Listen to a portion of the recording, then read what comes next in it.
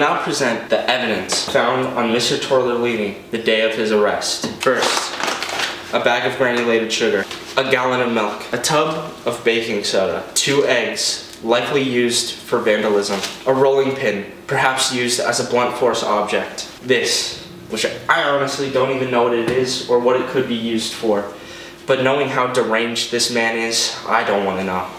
And finally, the evidence we're all here for. 3 grams of what appears to be an illicit substance intended for recreational use. Objection! Objection! Silence! Order in the court. You may proceed. Thank you so much. In addition to the evidence I have already presented, here I have a survey, a statistical survey I conducted. The question being, what proportion of my neighbors in a predominantly white neighborhood think Luigi Tortellini is guilty? I surveyed 50 of the 72 people in my neighborhood and found 47 successes and 3 failures. But in order to reject the null hypothesis that Mr. Luigi Tortellini is innocent, we had to find the p-value, and the p-value had to be lower than the alpha level. In order to do this, we conducted a p-test. Lewis, I need to win this case. Alright, this is gonna be my big break. But every test we've done, and every single survey that we've had the most biased statisticians in the world do has come completely clean. We have no evidence against this guy, and we absolutely need a p-value that will allow us to reject the null hypothesis that he is innocent, or else we aren't winning this case. Don't worry about it. I got you.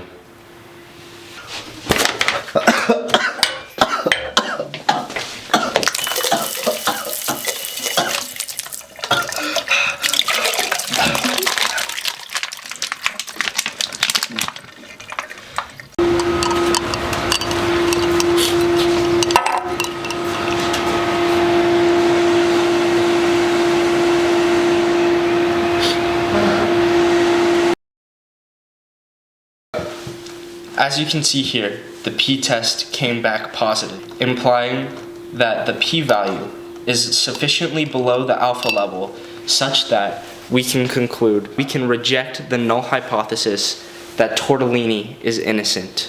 Objection! Objection approved. Tortellini, pull up the board.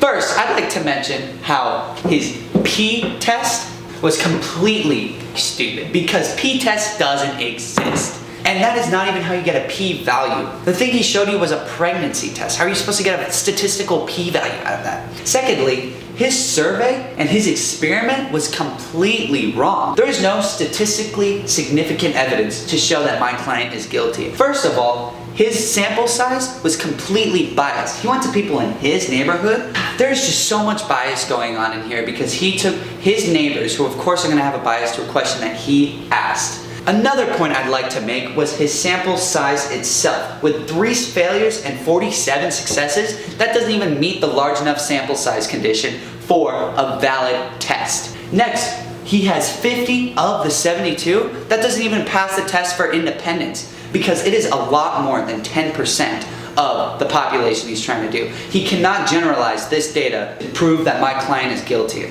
So now the real way you can conduct a survey is, first, you have to consider randomization. Randomization is a key point in conducting any statistical study because randomization ensures that there is no bias when conducting. The next thing you must worry about when conducting a survey is independence. And the way to ensure independence is to have less than 10% of the population that you are conducting. That is so that the statistics generalize the whole population that you are trying to take a sample from. Then, and only then, you may conduct your survey. After getting the statistics and the numbers and the data from your survey, then you must conduct a z-test because it is proportion, a z-test to find the p-value, not p-test.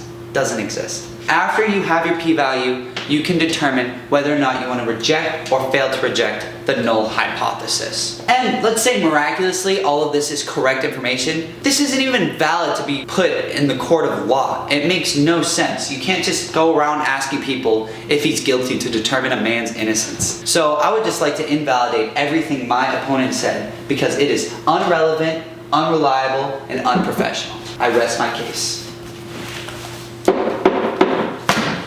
Thank you. you. He's a completely idiot.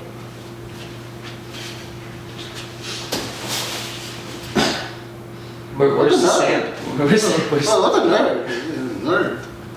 I'm fighting for you. Nerd. The nerd. The nerd. Just take me to jail. I don't want to be here anymore. Just take me to jail. I'm done.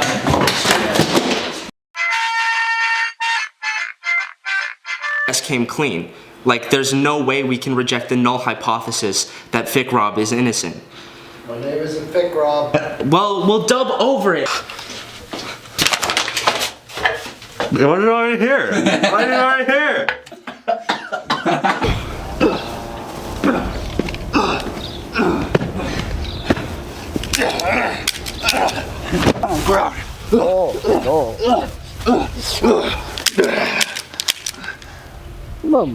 Is Samson just blocked?